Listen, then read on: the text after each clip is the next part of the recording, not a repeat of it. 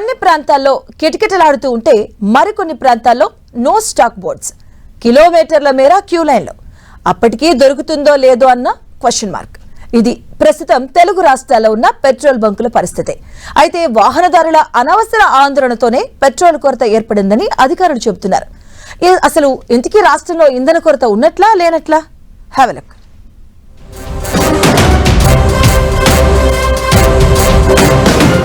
తెలుగు రాష్ట్రాల్లో ఇంధన కొరత కంటిన్యూ అవుతోంది. పెట్రోల్, డీజిల్ కోసం వాహనదారులు పెట్రోల్ బంకులకు క్యూ కడుతున్నారు.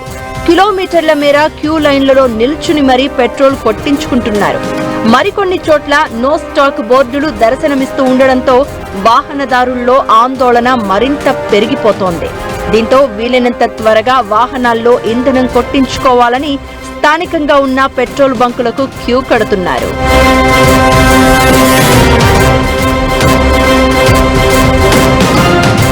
ఇరాన్, అమెరికా యుద్ధం కారణంగా హార్ముజ్ జలసంధి మూసివేయడంతో ఇరాన్ నుంచి రావాల్సిన క్రూడ్ ఆయిల్ ఆగిపోయింది. దీంతో దేశంలో కొంతమేర పెట్రోల్, డీజిల్, గ్యాస్ కొరత ఏర్పడింది. దీని ప్రభావంతోనే ఇటీవల అంటే నెల రోజుల క్రితం హైదరాబాద్లో పెట్రోల్ బంకులన్నీ వాహనదారులతో కిటకిటలాడాయి. పెట్రోల్ దొరకదేమో అన్న భయంతో వాహనదారులు ముందస్తుగానే ట్యాంక్ ఫుల్ చేయించుకున్నారు. వాహనదారులు ఒక్కసారిగా ఎగబడడంతో బంకుల్లో ఫ్యూయల్ అయిపోయి నో స్టాక్ అన్న బోర్డులు పెట్టాల్సి వచ్చింది. 4 రోజుల తర్వాత పరిస్థితి సాధారణ స్థితికి వచ్చింది.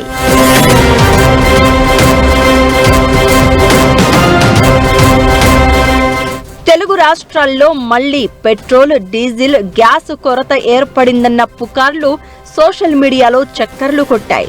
దీంతో కొంత ఆందోళన చెందిన వాహనదారులు ముందు జాగ్రత్తగా తమ వాహనాల్లో పెట్రోల్ కొట్టించుకునేందుకు బంకులకు క్యూ కట్టారు. దీంతో మళ్లీ పెట్రోల్ బంకులన్నీ వాహనదారులతో రద్దీగా మారిపోయాయి. ఇది చూసిన జనం నిజంగానే ఇంధన కొరత ఏర్పడిందన్న సందిగ్ధంలో పడిపోయారు. అవసరం లేకపోయినా క్యూ లైన్లలో నిలబడి పెట్రోల్ కొట్టించుకుంటున్నారు. రాష్ట్రంలో ఎక్కడ చూసినా ఇదే పరిస్థితి. తెలంగాణలో రోజుకు దాదాపు 5 లక్షల లీటర్ల పెట్రోల్ అవసరం ఉండగా ఈ నెల 27న ఒక్కరోజే 11 లక్షల లీటర్ల పెట్రోల్ సేల్ అయినట్లు అధికారులు చెప్తున్నారు.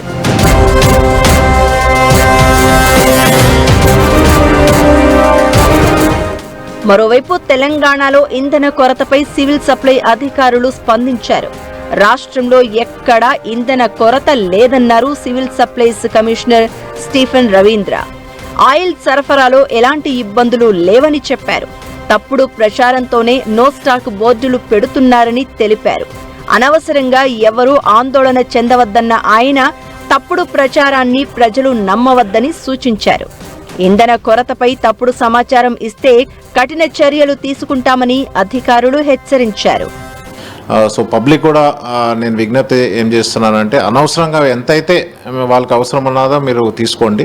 అవసరం కన్నా మించి కొనుక్కుంటే అందరికీ ఇబ్బంది అవుతుంది. Over stocking and over buying and ఈ ప్యానిక్ బయింగ్ వల్ల ఎవరికి ఉపయోగం ఉండదు.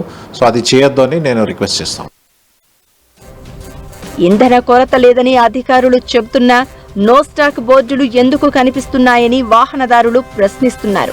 మరి ఈ కొరతపై ఆందోళన ఎన్ని రోజులు ఉంటది? సాధారణ పరిస్థితులు ఎప్పుడు వస్తాయో అని వాహనదారులు ఎదురు చూస్తున్నారు.